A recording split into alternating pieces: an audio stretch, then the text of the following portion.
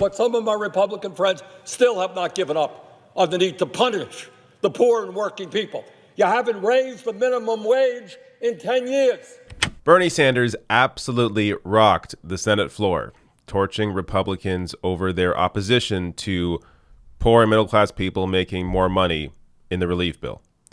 So let me show you this clip here. It is just fantastic. And then I'll also give you a breakdown of the bill that passed just after this. Watch. The other thing that this bill does, which is right, is it says, okay, we are in the midst of a horrific crisis, unprecedented in modern American history. So not only are you going to get your regular unemployment benefits, we're going to add another $600 a week to it. And now I find that some of my Republican colleagues are very distressed. They're very upset that somebody who's making $10, $12 an hour might end up with a paycheck for 4 months more than they received last week. Oh my God, the universe is collapsing. Imagine that. Somebody who's making $12 an hour, now like the rest of us, faces an unprecedented economic crisis with the $600 on top of their regular unemployment check, might be making a few bucks more for 4 months. Oh my word, will the universe survive?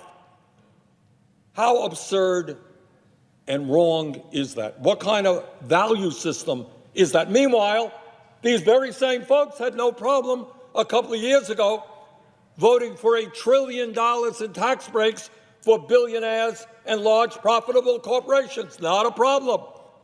But when it comes to low-income workers in the midst of a terrible crisis, maybe some of them earning or having more money than they previously made, oh my word, we got to strip that out. Got to tell those poor people that no matter what. And by the way, when the McConnell bill first came up, unbelievably, and I know many Republicans objected to this, they were saying that, well, we want to give whatever it was, $1,000 or $1,200, but poor people should get less.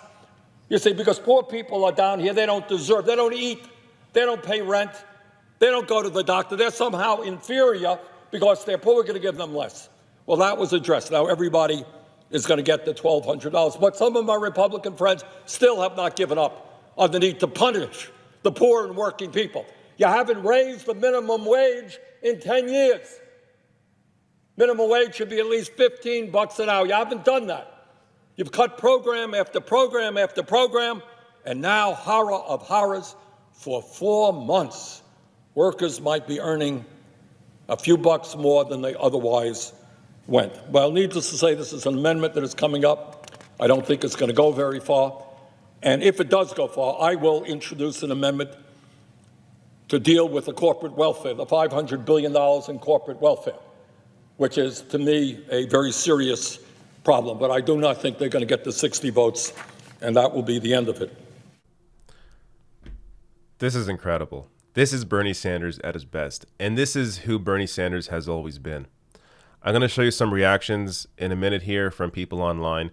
But I saw a lot of reactions of people saying, oh, I don't normally agree with Bernie Sanders, but he did a good job here. You don't normally agree with him. This is who he is. This is what he's always done. He's always fought for the poor and working class. So when he's fighting on the Senate floor for poor people, now you just realize that you agree with him? Maybe you've been wrong the whole time. Let me show you the bill that ended up passing. So Senate approves historic $2.2 trillion relief package. I'll give you some details here. The bailout package would massively expand unemployment benefits, providing laid-off workers up to 100% of their salary, which I'm going to get to why that's in there in a minute. Hint, it's the guy I just showed you. 100% of their salary and health insurance benefits for 4 months. Freelancers and gig economy workers would be eligible for unemployment benefits for the first time ever. Over $300 billion would go towards direct cash payments to most Americans, with one-time checks of $1,200 for adults and $500 per child. States and municipalities would receive $150 billion in direct aid. Companies would receive $221 billion in tax benefits. $117 billion would fund hospitals and veterans health care. and a $500 billion fund would provide loans and loan guarantees for corporations. So, as I was telling you, the reason why people are going to have their salary covered if you make under 75K is because of Bernie Sanders. So an unemployment provision added to the Senate bill by Vermont Senator Bernie Sanders would see laid-off workers receive 100% of their salary, up to $75,000 a year, with tipped and gig economy workers covered. That's in the bill because of Bernie Sanders. That's what he did. So if you see the media talking about this, remember, Bernie did this. He rarely ever gets credit for what he does. I'm going to give some reactions here. This is Aisha Ahmed saying Bernie Sanders is 78. He should be self-isolating. He's not. He's fighting till his last breath for us, like we expect him to. Like anyone who knows this man would expect him to. What a human being. Helen Brosnan here. Bernie is one of the only elected officials I've seen in public in the last few days who actually makes my anger, my despair, and my terror feel real and feel heard.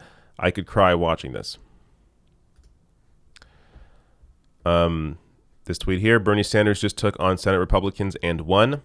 Joe Biden's entire campaign is about how he will capitulate to Republicans. Why are people having trouble with this? People are going to look back on this time, assuming we all survive this. We'll look back on this time in 10, 20 years and think, how the hell didn't Bernie just run away with this nomination? It is obvious who is on the right side of history here and who isn't. Joe Biden, who, it'll be a miracle if he wins a nomination, but right now he is using the same strategy that Hillary Clinton did in 2016, giving in to Republicans, trying to chase conservative voters. That isn't how you win as a Democrat. You have to actually bring out people to vote for you that don't normally vote. That's what Bernie Sanders does. Brings out people under 45. Even in states Bernie loses big to Joe Biden, he's still winning voters under 45. These are the people you need to come out in a general election. A lot of these people did not come out in 2016. Joe Biden simply speaks to the same voters that came out for Hillary in 2016. Bernie speaks to young people, independents, working class people. These are the people that don't normally vote. You need them to come out in this election against Trump.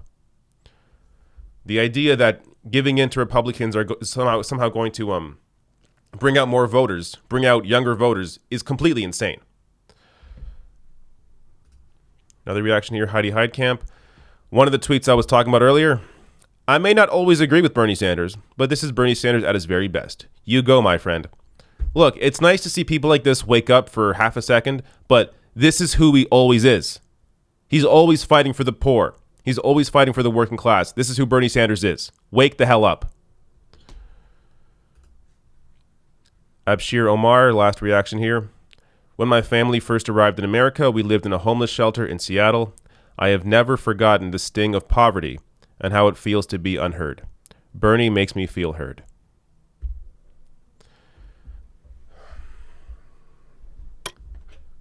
We're going to look back in time at this moment and see who the actual leader was. It's not Trump, obviously. It's not Joe Biden, obviously. It's Bernie Sanders.